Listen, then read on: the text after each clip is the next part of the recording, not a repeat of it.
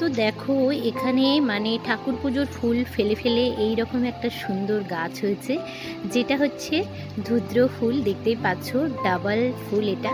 তো দারুণ সুন্দর কিন্তু হচ্ছে। প্রথমে আমি ভেবেছিলাম এটা ঢেঁড়স গাছ, কিন্তু না, পরে দেখলাম এটা ধুদ্র ফুলের গাছ। আর এই দেখো বর্ষায় একদম অ্যালোভেরাগুলো জল জল করছে, গাছ ভর্তি কিন্তু পেয়ারা।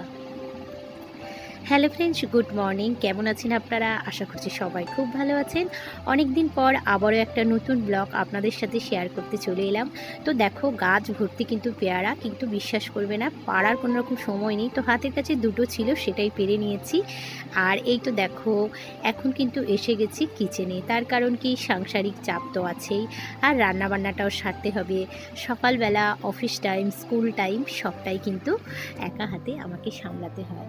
সংসারের সব দায়িত্ব যখন একার উপর থাকে, তখন এভাবেই কিন্তু পরিপাটিভাবে সংসারের কাজগুলো করতে হয়।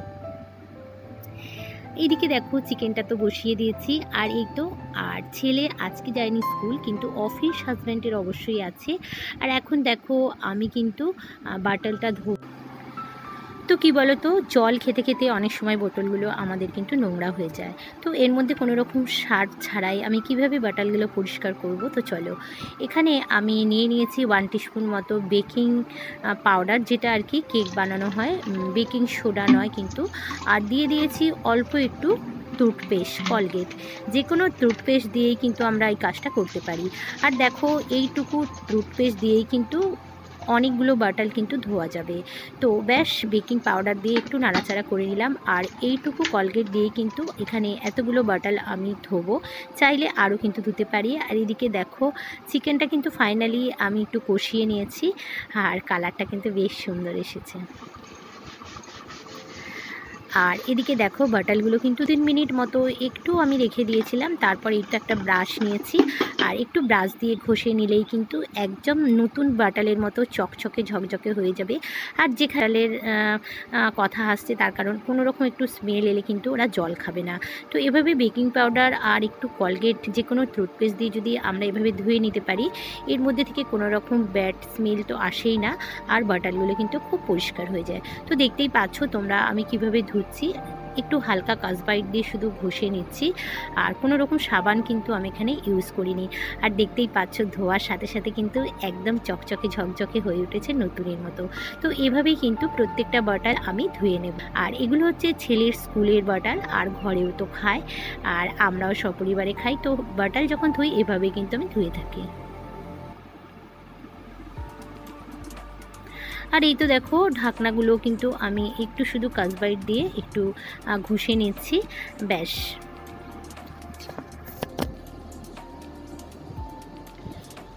তো সাংসারিক কাজকর্মের সাথে সাথে এভাবেই কিন্তু সংসারের প্রত্যেকটা কাজ আমি খুঁটিয়ে পারফেক্টভাবেই কিন্তু পরিপাটিভাবেই করে থাকি। আর এই তো এগুলো পরিষ্কার করে ধুয়েই নিয়েছি, দেখতে পাচ্ছ একদম কিন্তু চকচকে ঝকঝকে হয়ে গেছে।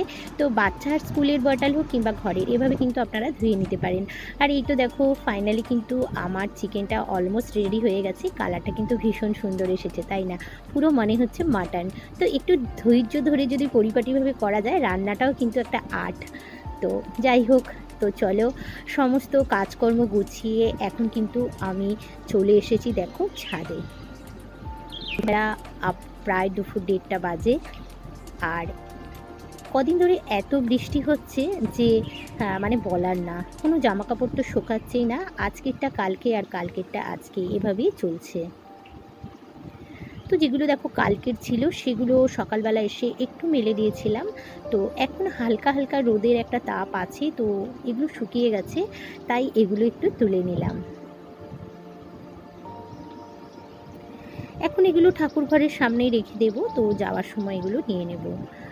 আর আজকে সেভাবে আর কাছাকাছি করিনি, তার কারণ ওয়েদারটা তো সেভাবে ভালো না। তো কাছাকাছি করলে ভীষণ প্রবলেম হয় শুকানোর, আর একটা ব্যাড স্মেলও ছাড়ে। তাই যেটুকু প্রয়োজন সেগুলোই কিন্তু দেখো আজকে কাছাকাছি করে নিয়েছি। তো তো এই টাইমটা এখন বলতে পারো সাংসারিক কাজকর্ম একেবারেই নেই, সবটাই কিন্তু হয়ে গেছে। আর তাই ছাদে এসেছি, আর রোদ্দুরটাও কিন্তু একদমই নেই, আর ওয়েদারটা ভীষণ সুন্দর, বেশ ভালো লাগছে। তো এখন কিছুক্ষণ ছাদেই একটু চুলটা শুকাবো, তারপর জামা কাপড়গুলো তো মেলেই দিচ্ছি। তো এভাবেই কিন্তু সকাল থেকে চলছে আমার সাংসারিক কাজকর্ম।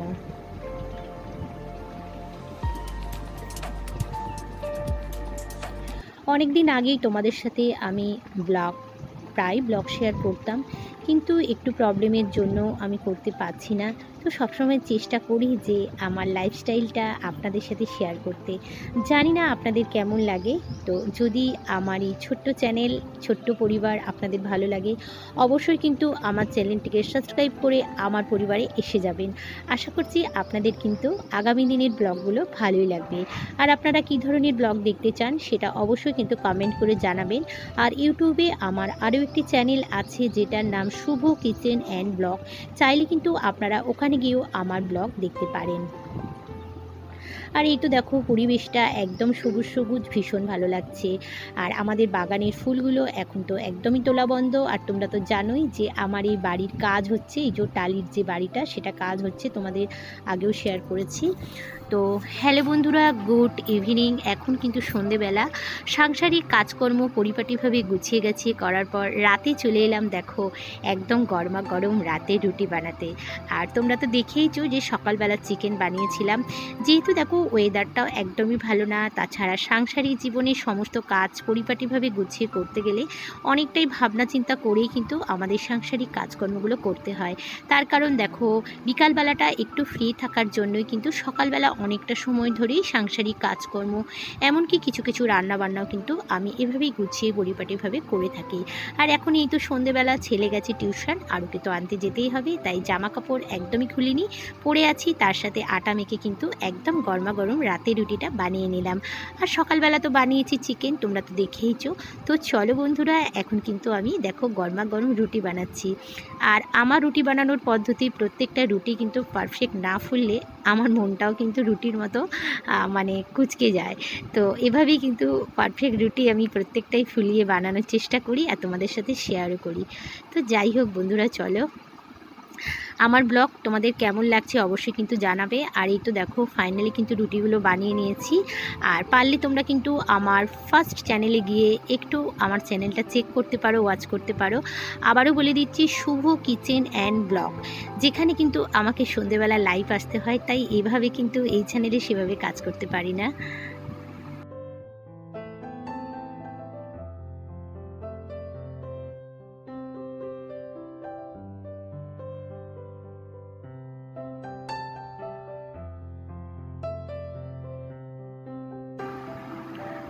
তো চলো বন্ধুরা, রাতের গরমা গরম রুটি তো বানিয়ে নিলাম। আর আজকে এই পর্যন্তই ব্লগটা আপনাদের সাথে শেয়ার করলাম। কেমন লাগলো অবশ্যই জানাবে, ভালো লাগলে লাইক কমেন্ট শেয়ার সাবস্ক্রাইব করো।